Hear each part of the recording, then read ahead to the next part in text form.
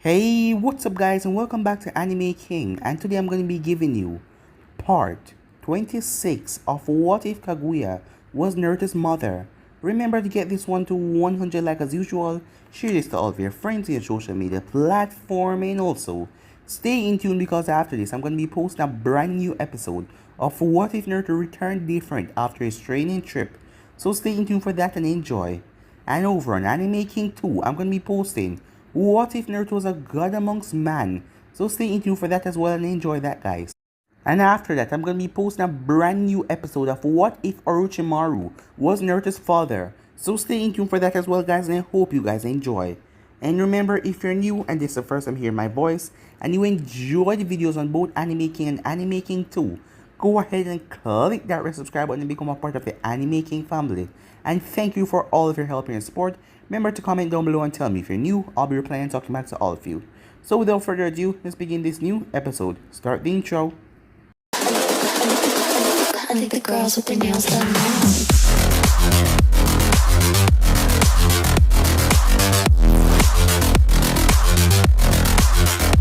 Girls with their nails done. I think the girls with their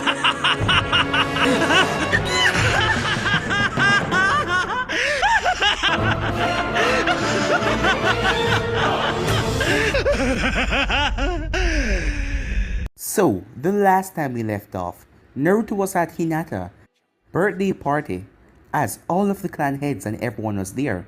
As Naruto sit at the table with all the clan heads, Fukaku, Hayashi and all of them, as they were talking to him, as Naruto told them how flawed their shinobi world is, seeing that at a young age, children has to learn how to kill, as he told them that they will recognize it soon, when they find their children lying in a ditch somewhere, and with that he got up and headed off.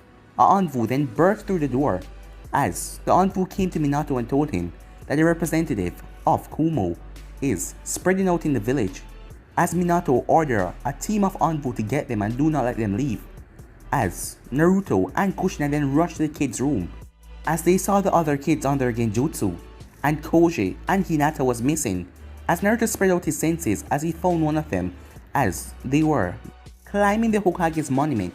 As Naruto dashed off in a blur, he appeared and found the man. When he found the sack in his hand, it wasn't Koji, it was Hinata, as Naruto held her close to him and asked the man where is the other kidnapper, as the man didn't want to tell at first, but Naruto was bringing him out of the air to squash him on the ground, so he told Naruto where he's heading and where they're supposed to meet up, as Naruto brought him down and brought him along with Hinata to Hitomi and Kushina, as Hitomi grabbed her baby girl as she was crying, happy that her girl was safe, as Naruto told Kushina that he will get Koji as he headed off.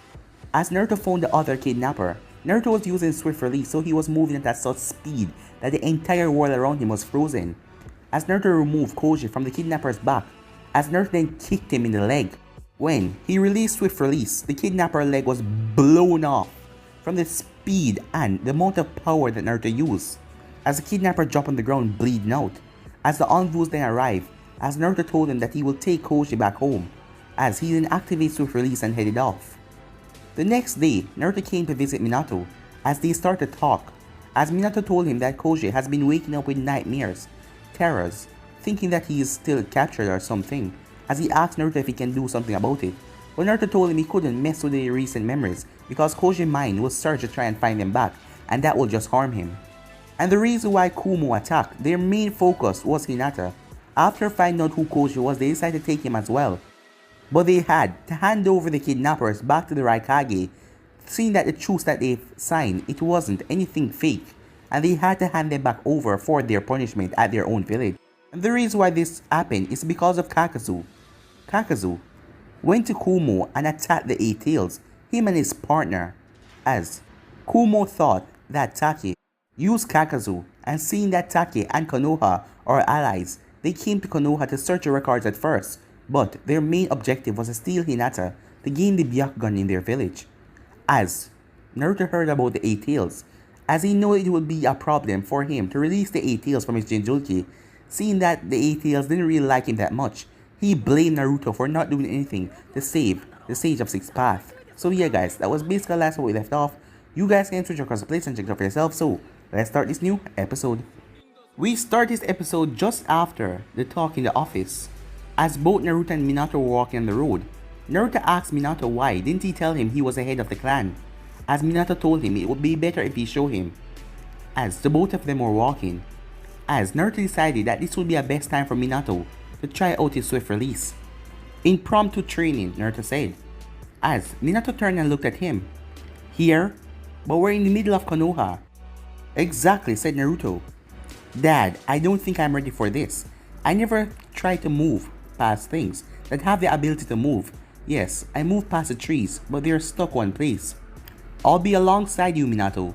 Should it look like you're losing control, I'll stop you. No one will get hurt, Naruto said. As Minato nodded as he took a deep breath to steady himself. I'm guessing you want me to move towards where I was originally taking you, Minato said. As Naruto nodded. Ready? Naruto said. As Minato nodded. Begin, Naruto said. As a cloak of chakra appeared on Minato as he started to count down. The world around them then started to slow down as Naruto activated his own swift release. As Minato pushed off, as Naruto ran right beside him as everyone around them was frozen. As both of them weaved through the village streets with ease, dodging civilians that were in their path. As Minato started to relax, faster, Naruto said. As Naruto increased his speed, with Minato doing the same moments later. As the people around them started to slow down even further. Seeing that Naruto was coping well with the increase, faster, Naruto said again. As Minato nodded, as he increased his speed and he was going much faster, Naruto doing the same. After a while, Minato then stopped, as he then released a breath, as Naruto came to a stop as well. As Minato turned to see Naruto with a smile on his face. You did well, Minato. You handled yourself fine, with only a few patches, where I saw you need improvements, but that is nothing you can't do on your own. Thanks, Dad, said Minato with a sincere smile. I appreciate that. There's no need to thank me, Minato. You earned every bit of praise, Naruto said. Now, I believe you had something to show me. Currently, the both of them were in a rather empty street that seemed to be in some sort of construction. As Minato nodded as both of them walked up to a long wall which was split as it cut off the forest. This was the back of some compound. Keep in mind, it's not finished just yet, said Minato as they walked along the paved path. As Naruto could see clearly in the forest that was split off to another side, and it led to a few buildings, one bigger than the rest, but all of them looked like family homes, glass windows and planes. What is the purpose of this place, Minato? Naruto asked. A home, Minato said. A family home. Kushin and I have always decided that if we had a child, we would buy a house. When you gave me back my memories, my desire for a family increased. It happened again when Koji was born. A home for my family, all of my family. Naruto didn't miss his son's choice of words, all of his family, that included him as well. This is one of the rights of the clan head, Minato said. Clan heads are able to purchase large plots of land, sizable discounts. So after going through everything, I use it to create the Namikaze compound. There is also a garden for meditation and an inside training area. So I think I implied strongly enough, but would you like to move in to the compound? Minato asked. Of course, Minato, I would be honored, Naruto said, giving Minato a smile. There's no need to feel so honored, Dad. Your family, said Minato, as Naruto simply smiled. Time skip. It has been quite easy to find Killer Bee, the Jinjulki of the Eight Tails. After coming into Kumo, despite their supposedly lockdown, E just asked a simple civilian where he could find Killer Bee, and they point him in the right location. Apparently, Eight Tails Holder was quite known and respected in the village, to the point where many of them knew what he liked to do. As Naruto dashed towards a large mountain, where he sensed a giant chakra signature. As he sensed the Eight Tails chakra buried and mixed with the Jinjulki host chakra. It was strange seeing that the others separated their chakra, but Eight Tails and this Jinjulki were mixed. When Naruto arrived there, he saw the man as he was training with several swords all over his body. As Naruto watched him produce an 8th sword, But this 8th sword was made from the 8 tails chakra. But Naruto was confused. It wasn't taken, it was given to him by the 8 tails. As Naruto wondered, what is going on? From what he remembered from the 8 tail personality, he wasn't entirely against humanity, but he found them uninteresting and boring. So, could they be influencing him? Could they be controlling him in some way? Because if the shinobi of Kumo did something to him, this village wouldn't remain after he left. As Naruto sat down on the ground a distance away, as he created a thread of chakra that went towards the 8 tails. At first, there was nothing but silence, but then the 8 tails became aware of the connection. Well, you certainly took your time to find me, huh? As Naruto wasn't hoping for that greeting, but he was glad he didn't hear any anger, but he heard disdain in the voice. Hakusabi, Naruto greeted. What do you want, Naruto? And tell me why I shouldn't break this connection without listening to another word, the Hakusabi said, as this time, anger flared in his voice. I tried to find you, I truly did, but the seals that hold you restrict your chakra. It was only by being directed to your host and searching through the man chakra did I find yours. That sounds like an excuse to me, Naruto. Is it the same one you use with the others? He asked. Hakusabi, please, Naruto pleaded. I'm here to free you from your host. Let's not start an argument. Just let me do this. And we won't have to talk to each other as long as you want. As the Biju only snorted. If that is the reason why you came here for nothing, he said. What do you mean? Naruto asked. I mean, I don't want to leave. Just leave me alone. What are you saying? That you want to remain trapped inside of a host? Naruto said rather shocked. What had Kumo done made the Hakusabi want to stay inside the Jinchuriki host? I mean, I wish to be remained in B, said the Bichu. But why? Naruto asked, still rather confused. What awaits me out there, Naruto? After you free me, I will just be hunted down like a common animal. These humans have found a way to seal me. There isn't anywhere I can go. There was a small hint of sadness in his voice as he spoke about that. Naruto didn't answer immediately as he knew what he said was true. With the knowledge to be able to seal away Biju, people would always crave that power. There was only one way Naruto could see. Stopping all of that. I will find a way for you to retain your freedom, I promise, Naruto said. And how would you do that? Kill everyone with the knowledge on how to seal us away? That would be impossible, even for you. An island, Naruto said. Hidden by seals. It will be large enough for all of you Bijus, he said. With all of your own environment. Despite the surprise, the Hakusabi just chuckled. Do you have any idea how large the island for all Biju would have to be? That's not even taking in response that Kurama and Son Goku are territorial. Aisabu loved the ocean. Shikaku wanted to see how much of the island he can turn into a desert. And Komi will want mountains. I know it would have to be as large as Hainokuni, Naruto said. It will take longer to set up and hide something of this in secret. But it can be done. As Naruto waited as the Hakusabi went silent, he then finally spoke. Should you complete this island, I will move to it. But not until my current partner has passed. Partner? The man that keeps you caged when you would rather be free? Naruto said in confusion. B has earned my respect. I will not abandon him. Because we are friends, and friends do not abandon one another. Or have you forgotten that in your old age, Naruto? Naruto sighed as he decided it was time for him to get on to his next reason why he was here in Kumo. The 8 tails has made his mind up, and he knew that he couldn't change it. If that is what you want, then I will respect that, Naruto said as he stood up. I will return once your partner is dead. Is that acceptable for you? Naruto said. Yes. Unless you take your time once more, and I have to wait another 50 years for you. As Naruto chuckled, as that made the 8 tails chuckle as well. I guarantee that I'll be there a day after the death of your friend, Naruto said. How can you know when that will be? You will have to monitor B and myself daily, and the last time I checked, you cannot view the future. No, Naruto said, I cannot see into the future. But I can monitor your friend through the seal I placed on his body and his heartbeat. Don't worry, I didn't put anything else on him. You lie, said the Eight Tails. You have truly forgotten what I'm capable of, Eight Tails. Planting that seed on your partner was the first thing I did when I got to his location. I then forged a connection with you, he said. There was a silence between the two, as Naruto realized it was time for him to leave.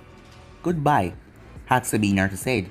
Goodbye, Naruto, as Hatsubi cut the connection, as Naruto turned his head, as he vanished in a blur of speed to the other reason why he came here. Time skip. The Raikage didn't know what was happening. He didn't even get a warning as he couldn't understand. One moment he was going through this troublesome paperwork. The next moment he was being held by the neck in a vice grip that he couldn't break. As the Raikage tried to move his arm, but nothing. He couldn't understand what is going on. His entire body below his neck was frozen. As he turned his gaze to his attacker as he stared into glowing green eyes. As the Raikage looked at the man dressed in casual clothing, he looked nothing like a shinobi, but he was incredibly strong. Raikage, you attempted a kidnapping recently, did you not? As the Raikage only grunted as he tried to figure out how to get free, and he wondered why hasn't his guards attacked yet. As the Raikage then felt another squeeze around his neck, as he couldn't believe someone was holding him like this with one arm. Did you not? The man asked him again. As the Raikage realized a few things, this man wasn't any member of a shinobi village, seeing that they would hide their identity. For in worry of a retaliation, he had cameras set up in the place. Even though the technology was still new and it still had a few bugs, he preferred it over Fuinjutsu. The second thing is, this person knew about the infiltration in Konoha and the real objective the person had. Still, the Raikage couldn't say anything in case this person had a recording device on him, for Konoha to find out that he was truly behind all of it. This could just be some plot to make him confess. But he could tell this man was probably from Konoha, seeking some revenge of something that happened in the invasion, of them trying to capture the Hyuga. As the Raikage felt the hole tightening on his neck. If I had, he said. Do not play coy with me, Raikage.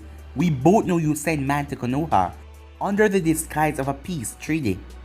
As the Raikage tried to dose himself with his lightning armor to try and get free, but nothing happened. This had to be an illusion then, as he bit down hard on his lip till it bled, but nothing. Don't bother, Raikage, the green eye attacker told him. Your head is currently experiencing hundreds of times faster than the rest of your body. Your brain can send all of the signal that it wants, but your body won't react fast in time. After hearing that, the Raikage knew exactly who he was. News had spread about Minato Namikaze and his father and that strange bloodline of his. As many was able to put down the news until they heard about him facing off against the Sannin Orochimaru with that unknown bloodline to enhance speed. You're the Namikaze father, the Raikage said. There will be war for this. Yes, Minato is my son, and as I am his father, one of the persons you tried to kidnap was my grandson. The shinobis will be punished, said the Raikage, as Naruto was still holding a grip around his neck.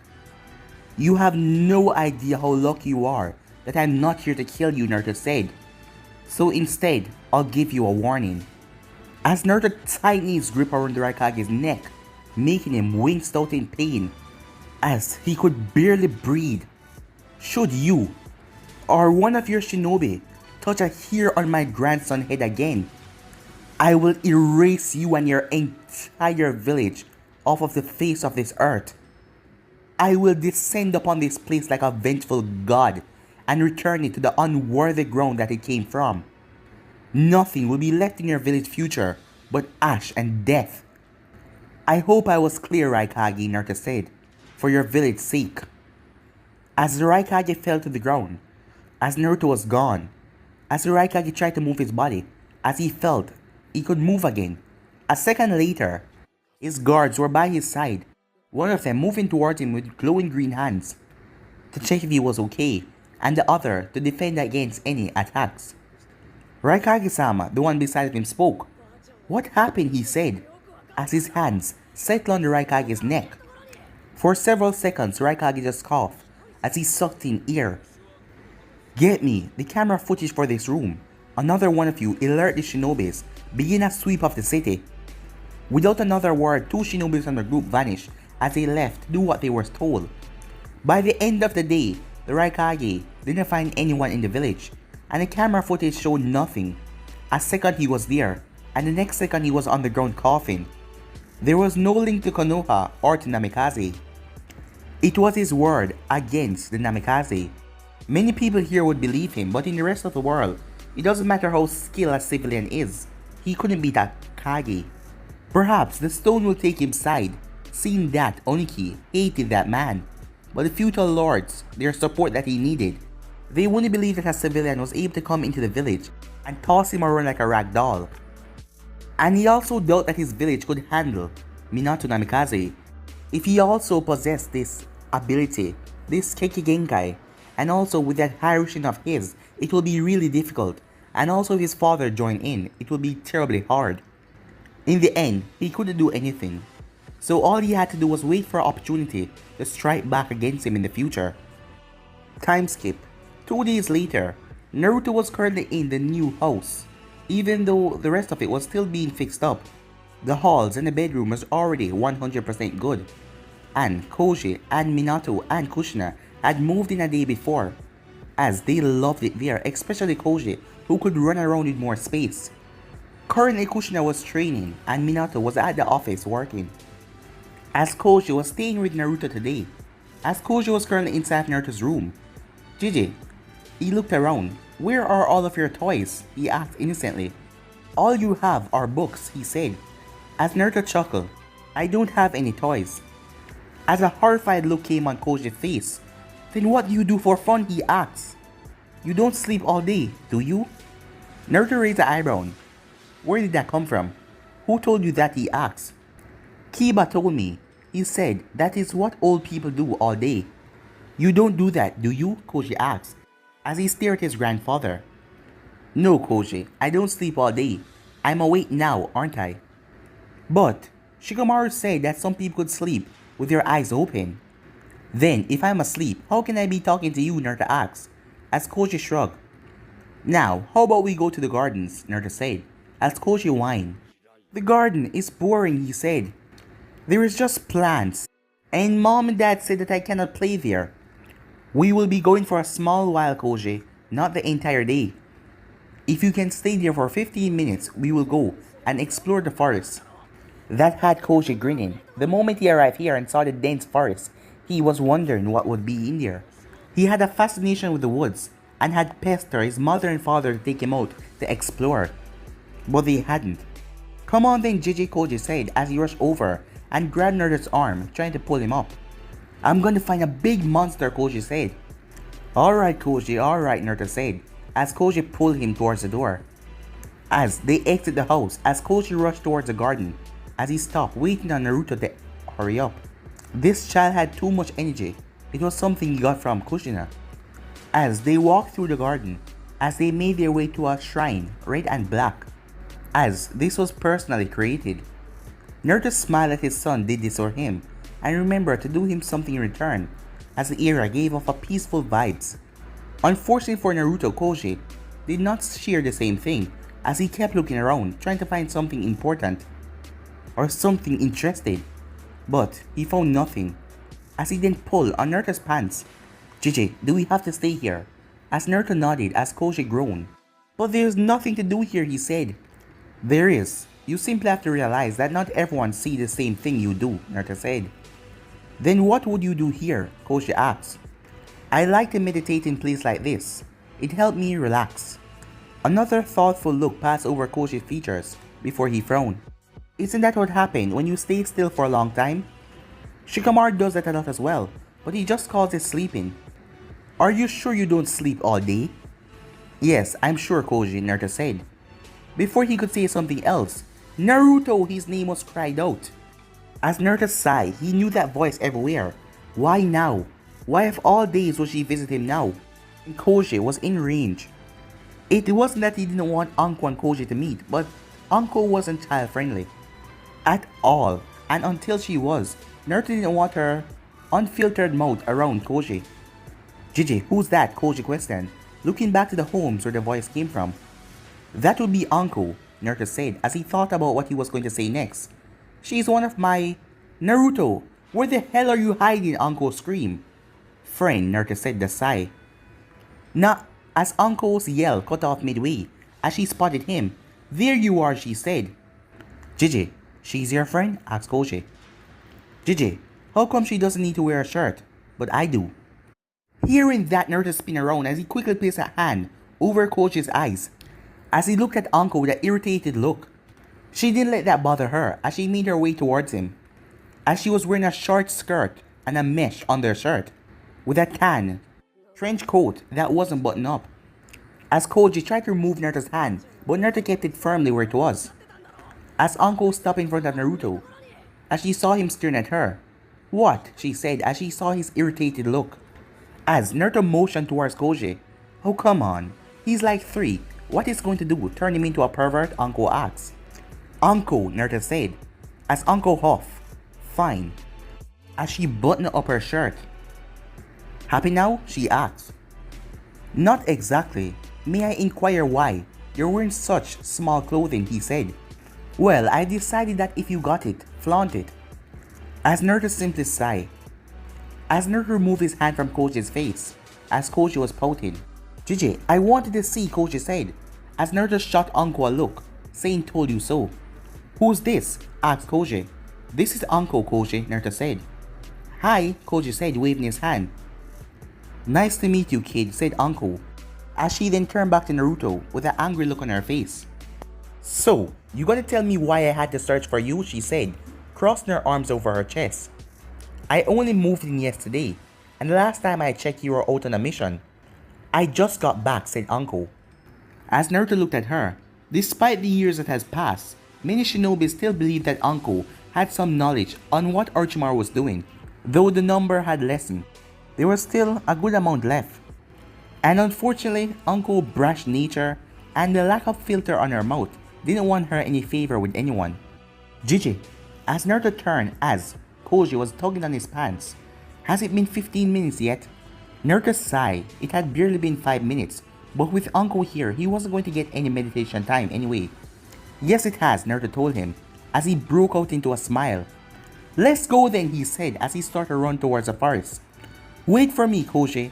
As Koji stopped and pouted, as both Naruto and Anko started to walk towards him in a rather slow pace. So that's a Hokage's kid, Anko said as the two walked out of the garden. Yes, Naruto said. Expected something else? No. But he's a kid. Well, I mean the reputation that Hokage has with the shinobis in Konoha. He's like some untouchable figure on a pedestal that is on top of a mountain. To say his kid acting like a kid is rather strange. So, did you expect Koji to come out and know all of his father's technique? Naruto said in an amused tone. As Anko didn't respond, as Naruto took yes as her answer. Really, Anko? He said. What? She defended herself. As Naruto shook his head, as the both of them made their way to Koji. The both of you are taking too long on purpose. Both mom and dad do it as well, but they do it so they can kiss. You guys aren't going to do that, are you? Koji asked. Naruto choked on air, the bluntness from Koji taken by surprise, as Anko covered her mouth and stuttered her coughing. Didn't you want to go to the forest? Naruto asked. Yeah, Koji said. Let's go. As Naruto turned, you coming, Anko? He asked. Yeah, sure, she said, as they headed into the forest. Time skip, deep beneath the sea, to the sort of Hainokune and the land of wave. Naruto was released from his illusion. Only his horns weren't showing, but his white eyes and his white hair flow. As he took in a deep breath and then released. As the ground started to crack below him. As he then took in another deep breath and released. As he bent the world around him. As he had to work slowly, he was in a perfect place where he was going to form the island. As he saw nothing but water, in miles upon miles. Meanwhile, in a cavern, in the rain village, the door slit open to reveal a room. In the center of the room, 9 pedestals was there, as 7 of them hold nothing but air.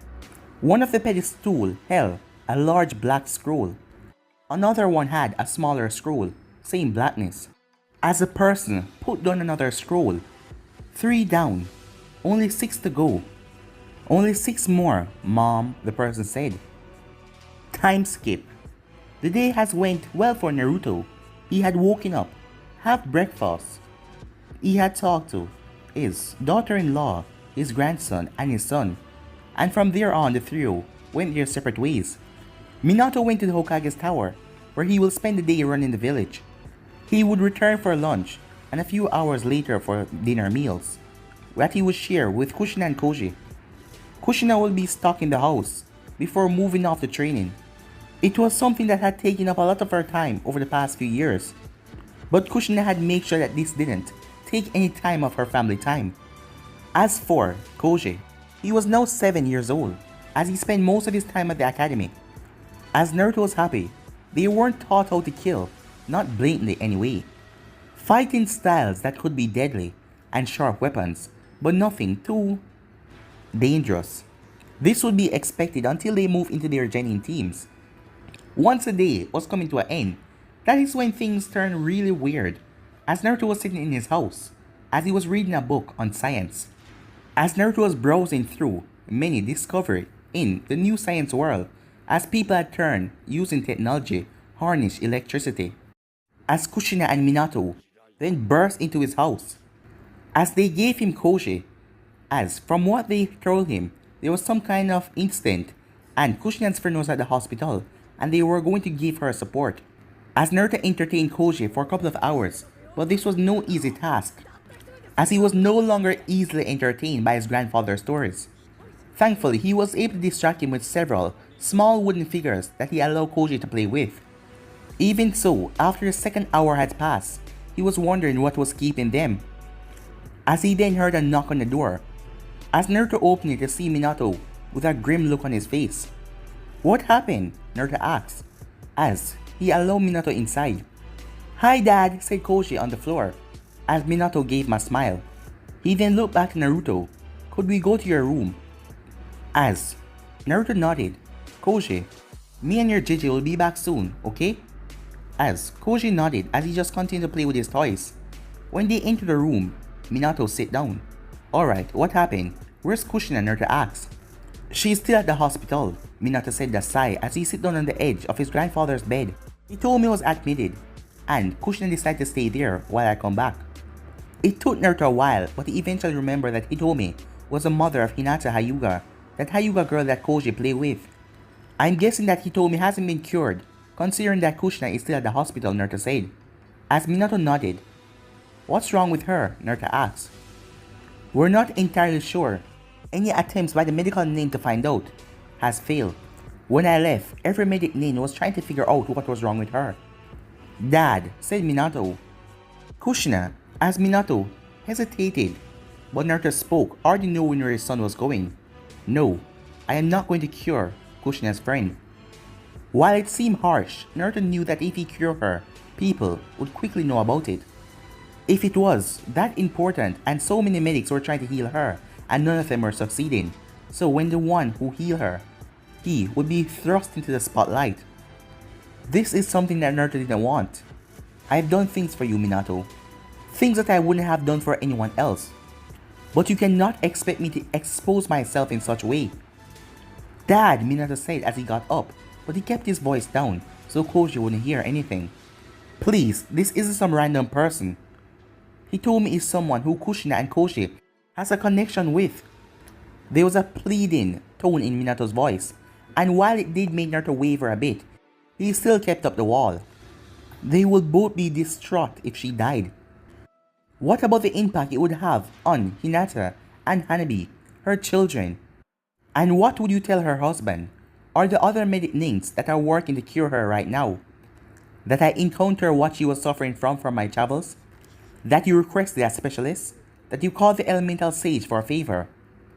Minato's silence was all the answer that Naruto needed. Dad, please. Not for me, but for Kushina. She's in tears because of this, and fearing the worst. I cannot stand her like that. Just find out what's wrong, nothing more. Find out and just give the medic names the idea what to do. As Naruto lowered his head. Fine. I'll do it. But I will only diagnose her, nothing more. From there, her life is in the hands of the medics at the hospital. Thank you, said Minato. Both Naruto and Minato then leave Koji in the care of the Nara clan. As they walk down the streets of Konoha, you will have to get everyone out of the room, Naruto said. Once you do that, I'll find out what the problem is, and that will be the end of it. Yes, Dad, said Minato. When they got there, Minato told all of them to leave, and promised that they will find a cure for her. They were doing something, as Minato was trusted by everyone, as everyone was willing to leave. The last person to leave was her husband, Hayashi, as Naruto looked down at her, as his hands started to glow in green chakra, as his chakra worked its way through her body trying to find out what is wrong. But he encountered the same problem that the medic Nins has. She wasn't ill. She had no sickness, not even a cold. As Naruto narrowed her eyes, this was truly something different. As he looked her over for anything suspicious, but he came up with nothing. As he left with one option, something was within her, something alienated to her blood type or something. Because if this was some kind of a virus, it would affect everyone else, but it was only targeting her. As Naruto retracted his hands, as he looked down on her, as his pure white eyes looked at her body, as the veins bulged out and activated his rarely used Byakugan, as he went through her body with his vision until he found what he was looking for. Within her body sat a few small balls of metal, as her stomach acid attempted to melt it down, and behind it was carved a sealing array. It was a chakra storage sealing array, as Naruto used his control over iron, as he brought the balls up, and it came right out of her mouth as he grabbed them. As he looked at it, as this was siphoning off her chakra. But one of these balls shouldn't be enough. This shouldn't be enough, her body would just produce more chakra. But considering that she was carrying a child, her body was draining too many chakra sources. As Naruto wondered, how did the medic Nins not pick up on this? This was a complete waste of time. As he placed the metal balls in his pocket, as he shook his head, as he applied back the illusion to his body, as he left the room. But guys, let me end this episode right here. If you want to see the next part of this, you already know what to do. Like, subscribe, comment down below, and turn that bell notifications they posted. Remember to share all of your friends and social media platform. But for now, I'm out of here, guys. Peace.